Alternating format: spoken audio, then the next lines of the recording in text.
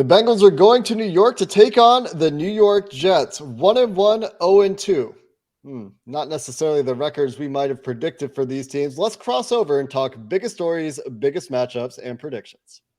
You are Locked On Bengals, your daily Cincinnati Bengals podcast. Part of the Locked On Podcast Network, your team every day.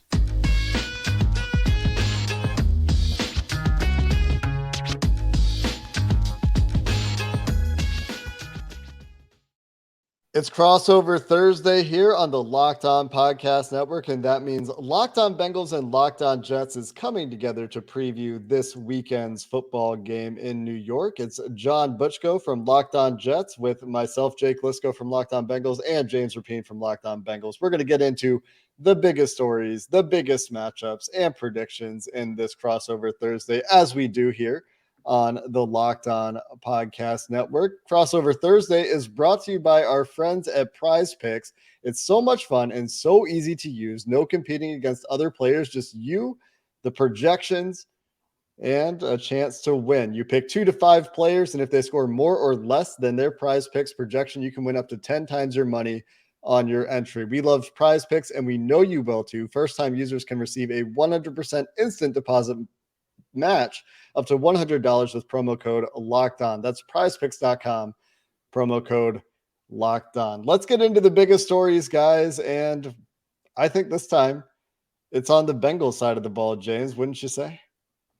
100%, right? As fun as it was last week to watch the Jets come back against the Browns, are the defending AFC champions going to fall to 0-3? 0-3. In what was considered to be the weak part of their schedule. They have to go on the road. And here's the thing. The Jets beat the Bengals last year at MetLife. So it's that part of it is, it's like, man, this is as must win as you can get in week 3.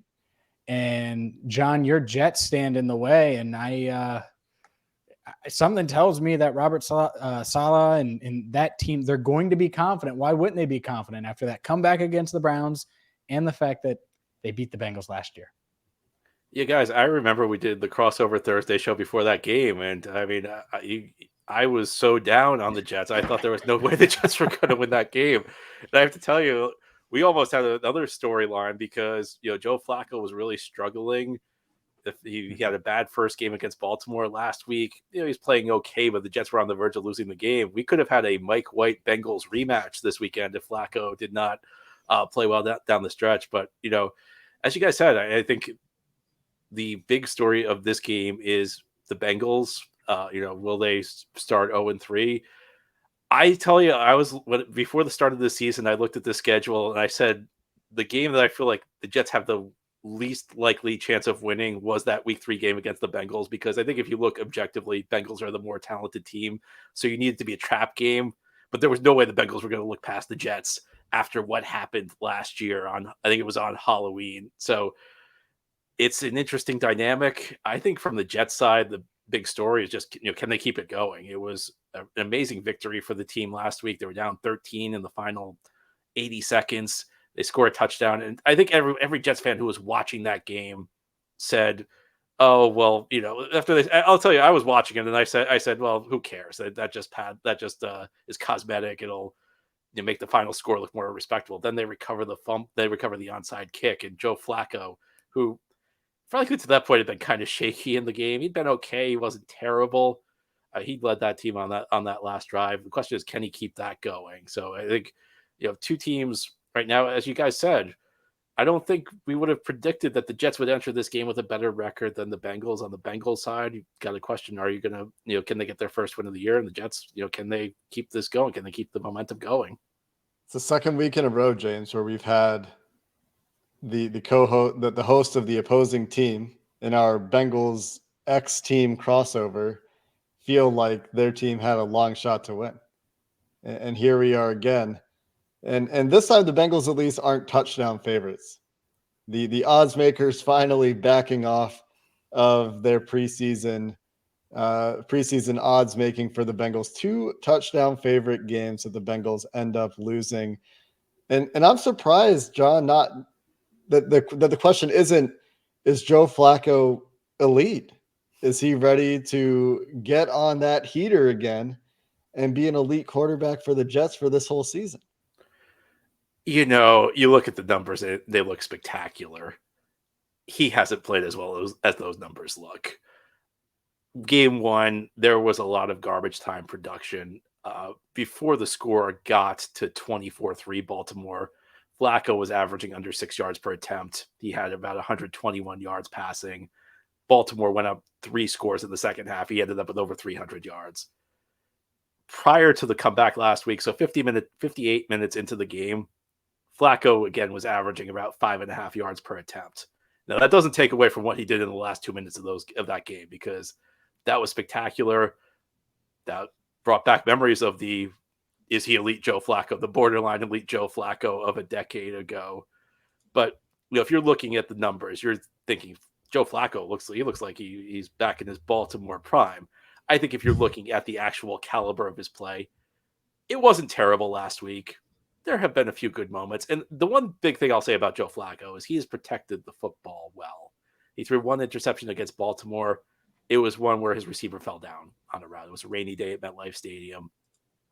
Flacco, though, he's not a big-time playmaker. Now, the touchdown pass to Garrett Wilson, that was a great throw. It was a throw with great anticipation. But generally speaking, Flacco is not a guy who's really challenging the defense. He's taking what's there. If there's a big window, he'll check it down. But he's not a guy who's really going to make a ton of plays for you. Is there a quarterback controversy if Flacco beats the reigning AFC champs? Are we talking Flacco starting even though Zach Wilson's healthy? Is that going to be a thing? Robert Saleh, the head coach, has said Zach Wilson's going back in the lineup when he's healthy. I think long-term Zach Wilson's going to be the starting quarterback for the Jets. Now, is there a scenario where Flacco plays well and maybe the Jets tell us, next week, Zach Wilson suffered a setback. We just want to be super careful. And they're really, really conservative until Flacco loses a game? I think that's possible, but I don't think Flacco is going to take over as the starting quarterback for the bulk of the season. I think it's possible he's in there until he loses a game, but at some point we're going to see Zach Wilson this year. You do have an opportunity to let Joe Flacco play against every AFC North team, his former division rivals, to start the season, of course, playing the Steelers in week 4. And a bit of an odd coincidence on the schedule there with all 4 AFC North teams for the Jets to start the year. James, the Bengals, meanwhile, hoping to avoid 0-3. You called it a must-win game, or as close to a must-win game, I guess, as it could be. I think that there's something to that. The Bengals, talking to the media, their quarterback, their coaches in the open locker room on Wednesday, urgency, no panic, a lot of confidence, but that of their fans certainly shaken at this point in the season. Yep. And the thing, Joe Burrow is getting all the headlines. And so by now, a lot of our listeners and Jets listeners and fans have probably seen it in some platform of Burrow saying the relax and all of those things. Take a deep breath, maybe the social media stuff. But the thing that I think is going to go under the radar, T. Higgins was asked, and he's like, we just got to go out and do it. He was like, I don't want to talk about last year. As far as starting fast, which we'll get to, all of those, we just got to go out and do it. And I think that that's where the confidence comes from to a degree, because they think that they are capable of putting everything from the past 2 weeks behind them and playing well.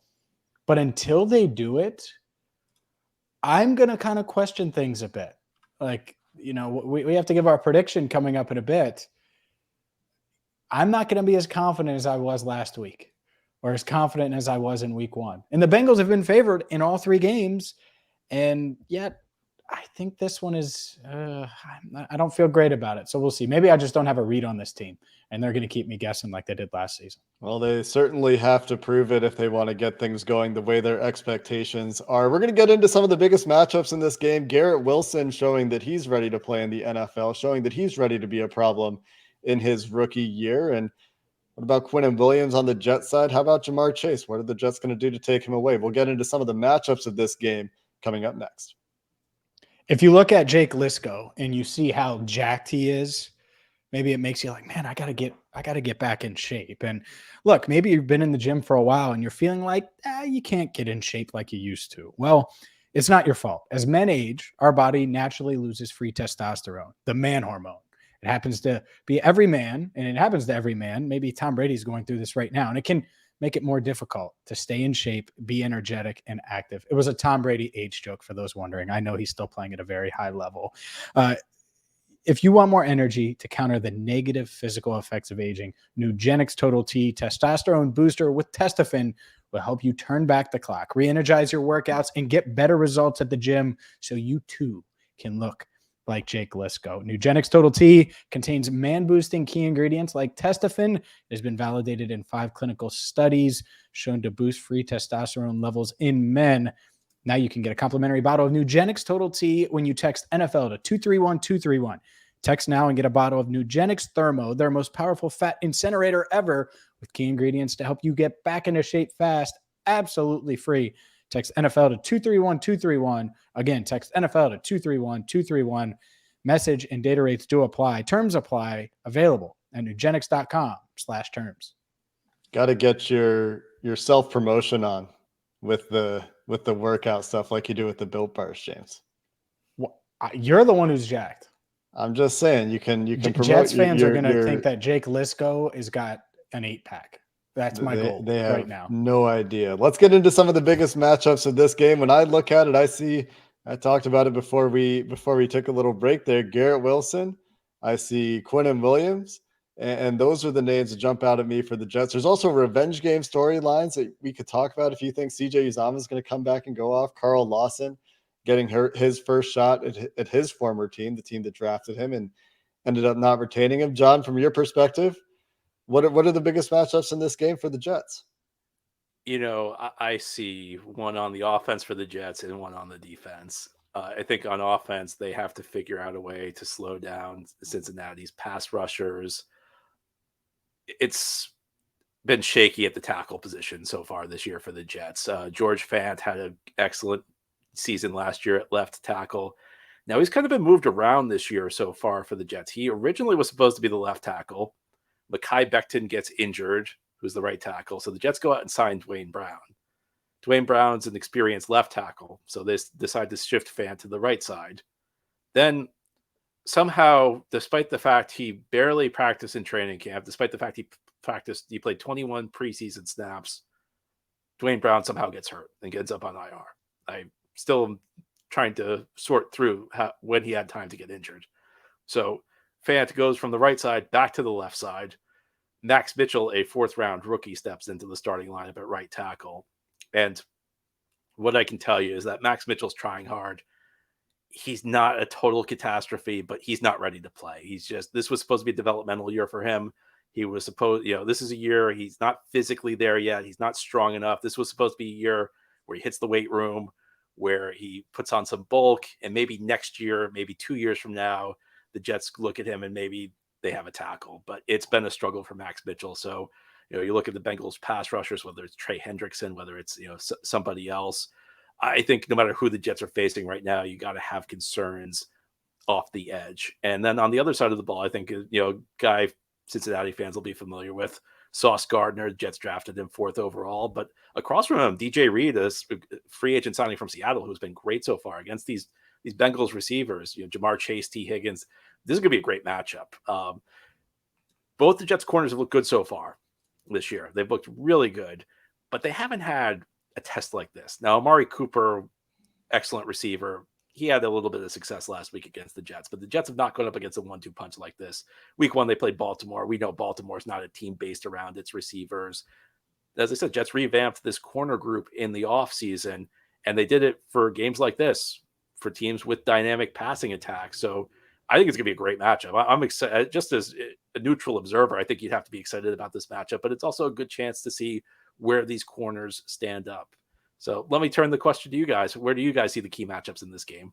Well, the fact that you just brought up receivers, I'm a receiver guy. So talking a little Sauce versus Chase, I hope it's 1 versus 1, literally. I hope it's 1 versus 1 and that's it. And I don't think that'll be what they do. John, do you think they'll follow Chase with Sauce? I think it will vary based on what down it is. Okay. The Jets, gotcha. the Jets defense on 1st and 2nd down, you'll see a lot of zone, a lot of cover 3, cover 4, very conservative looks. The Jets change it up on 3rd down though. Then that's where you get man coverage. that's where you may see Sauce move around with Chase. It's where you may see Reed move along with T. Higgins. So I think it depends on the situation. And the Jets have even said that, they don't really have one corner shadow or receiver on first or second down, but third down things change. And so you're essentially looking at two different defenses depending on what the situation is. So I'm excited for that potential huge moments in the game, big third downs, things like that, red zone. The other thing that I'm watching, and this has obviously been a big topic with Joe Burrow getting sacked 13 times in 2 games. How do these tackles stand up to non-all-pro defensive player of the year caliber talents? Micah Parsons was insane. TJ Watt, insane. Carl Lawson's really damn good. No doubt about it, right? No one knows it more than the Bengals and Bengals fans. But can Lyle Collins, and he missed practice Wednesday with a back injury, so we'll see how he is, where he is. Bengals fans, I did see him walking out to Wednesday's walkthrough in the morning, so he was in the building, was walking fine. Hopefully it's just more of a precaution than anything. But he didn't practice. So 1, is he healthy enough to go? 2, can he block Carl Lawson? Can Jonah Williams not have those 3 to 4 disaster plays that he's had in each of the past couple of weeks? That's a big matchup to me, because I think that Jets defensive line is really good. I also think that when you look at who they faced the past couple of weeks in the Steelers and then the Cowboys, that there's no superstar crazy D lineman or defensive end that's there that can make you look really, really silly or turn you around and make you dance like Lyle Collins had to dance facing Micah Parsons. Not on the edge.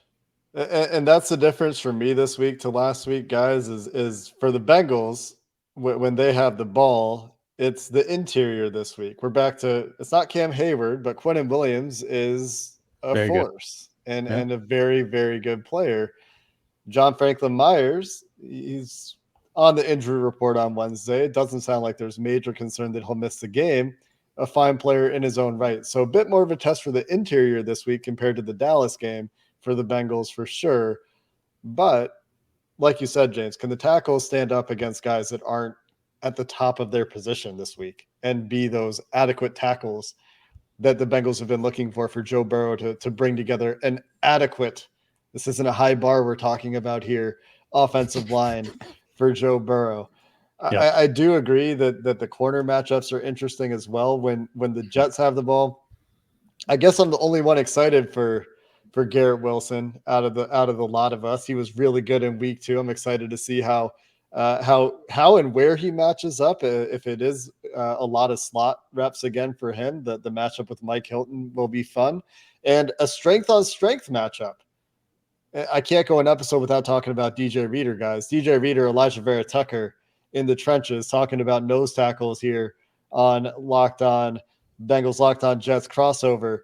That's a fun one. The second-year guard for the Jets, who they traded up for, if I remember correctly, right? Coming into his own a little bit in year 2, getting a potential big test if DJ Reader is aligned over the right guard this week.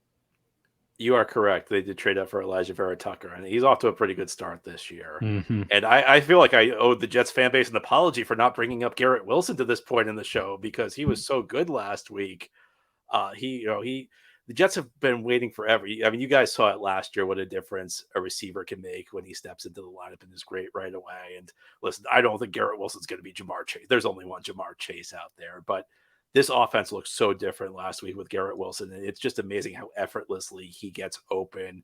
Not only that, he's pretty good with the ball in his hands. There was a play week 1. It was a 3rd and 10 or so. He made like 2-3 guys miss. He had like a couple of guys between him and the sticks, and he made them miss. He almost picked up the first down. I think he came up about a half yard short. So again, Jets fan base, I apologize for not bringing up Garrett Wilson. Jake, I am also excited to see Garrett Wilson in this game. And I know James is, as a receiver guy as well. I know you are. You got a mute button pressed on your microphone there.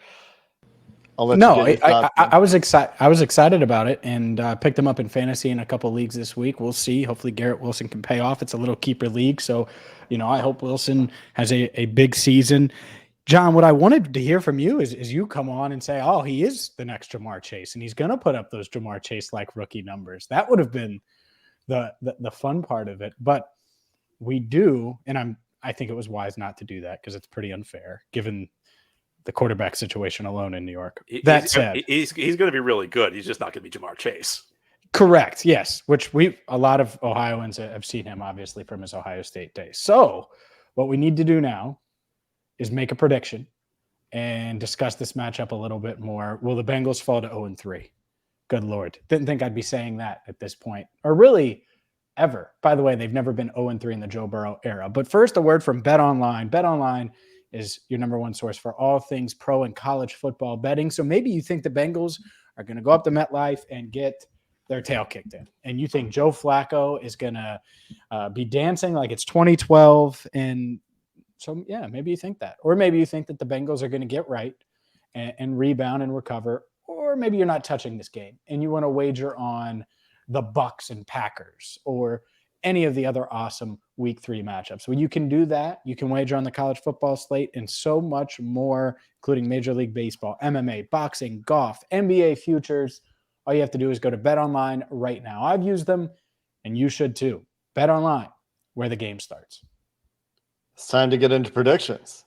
Let's see who has a better betting record between John Butchko and James Rapien. We've been wrong from the Bengals side of things straight up 2 weeks in a row. As the Bengals were upset in 2 straight weeks where they were touchdown favorites. This week, that's not the case. John, let's start with you. Which way do you see this game going after Mike White and these Jets beat the Bengals last year? Well, I'm actually 2-0. Now, I don't know if last week counts because I was going back and forth, and I said, do I pick my head, the Browns, or do I pick my heart, the Jets? And I went with my heart, even though objectively I thought the Browns would win. Last year, I was horrible at this. This year, my 2-0 record's amazing because last year, I distinctly remember the 2 games I said the Jets had no shot were the Mike White game against the Bengals and then a game earlier that season against Tennessee where the Jets beat the Titans. Again, it's my heart against my head. Objectively speaking, I think the Bengals have more talent.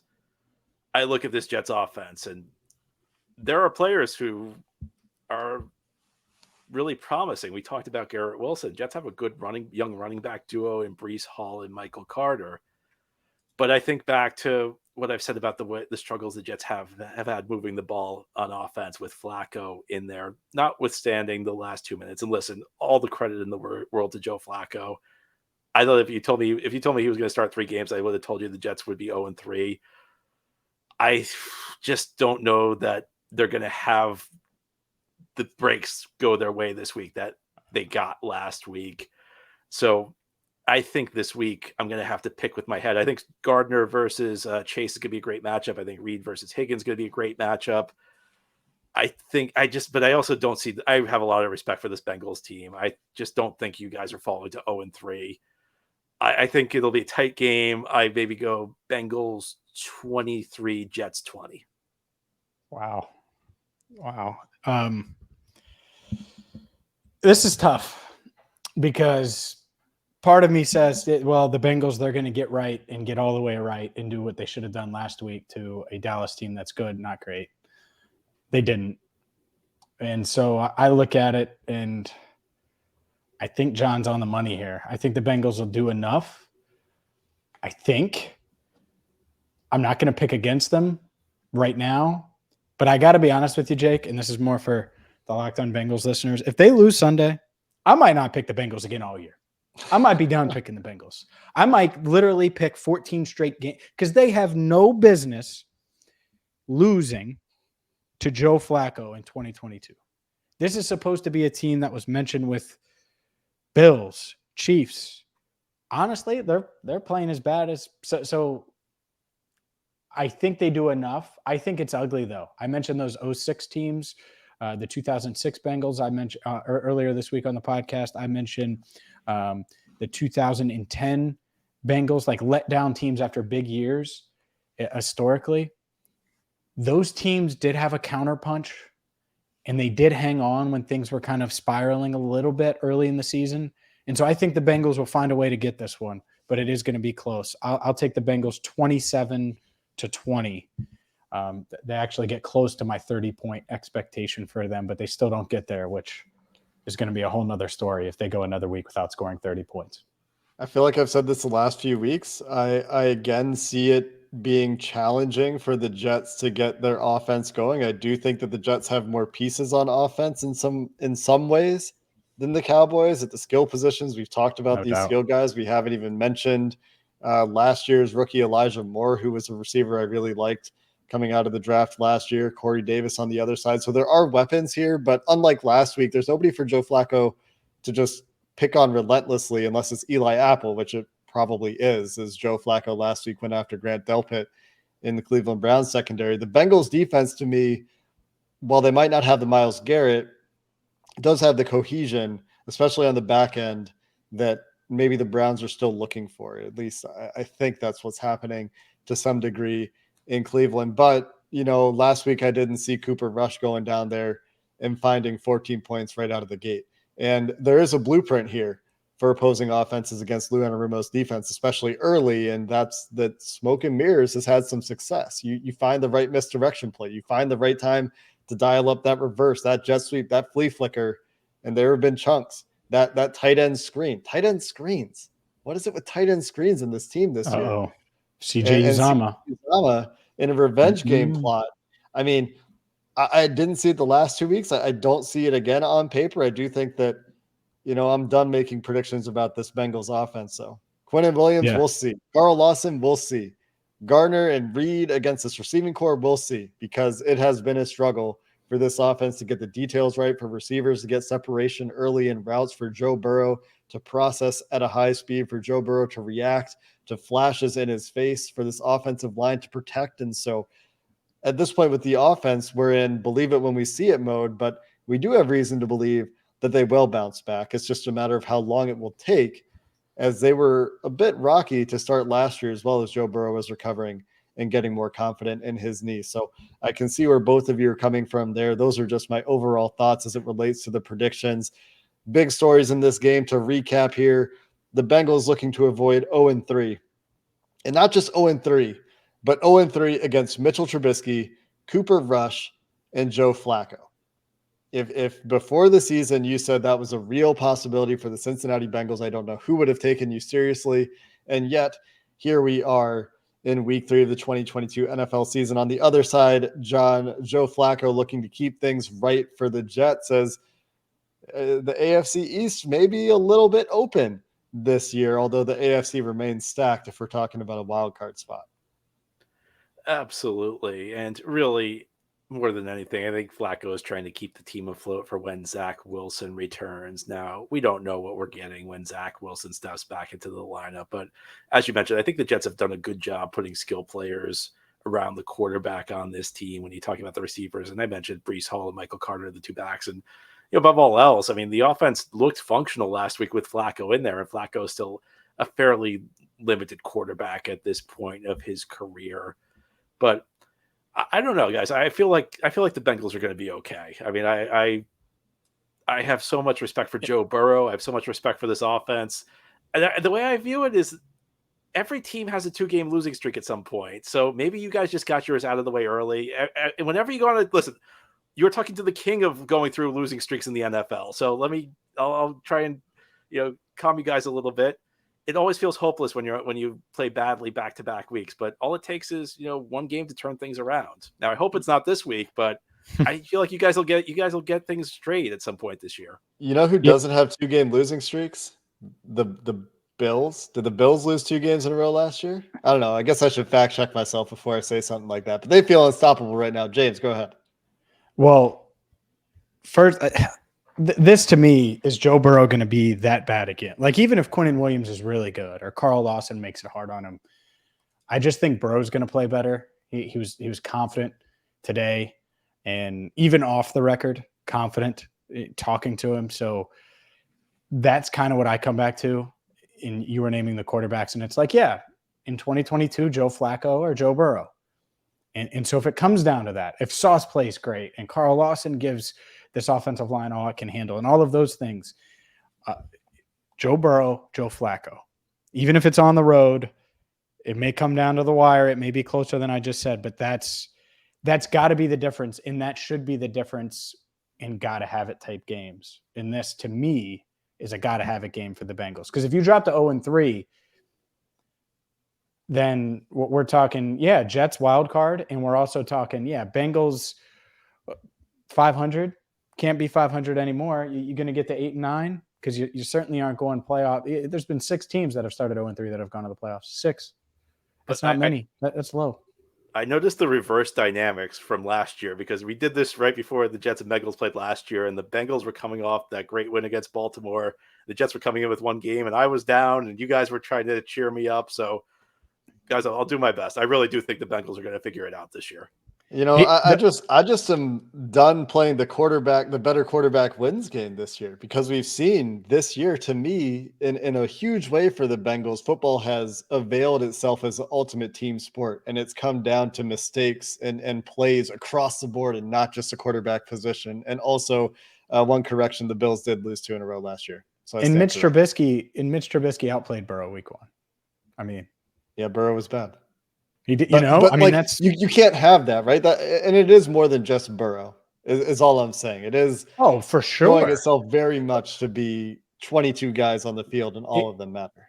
And last thing, if the Bengals get off to a slow start again this week, and that crowd gets into it like they did last week in Dallas, that is so hard to overcome, and that'll be the key. Like John, I may flip my confidence very quickly if the Bengals go down and score right away, because then they're going to play with a lead for the first time this year. Oh my God. Yeah. They haven't had a lead. Ugh. What a difference 7 months makes. Yeah. And we'll see what happens. Go ahead, John. I was going to say, look who you're talking to. If there's anybody who can commiserate with bad football, you're talking to them. Well, hopefully we're treated to a good football game, at least on Sunday, between these teams. Or maybe fans of each respective team are hoping for a bad game that's a blowout in their favor. I don't know what you're hoping for if you're listening to this episode. I like watching football that's high quality personally, but we will have you covered. John Butchko on Locked On Jets, Jake Liscow, myself, and James Rapien on Locked On Bengals. We'll have your pregame episodes ready to go. We'll have your postgame episodes coming out on Sunday. Until then, thanks for listening to this episode of the Locked On NFL Crossover Thursday, Bengals Jets, Week 3.